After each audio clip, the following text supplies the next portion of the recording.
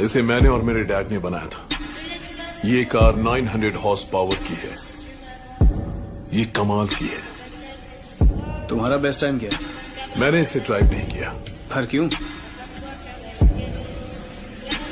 अब मुझे इससे डर लगता है। Wake up to reality.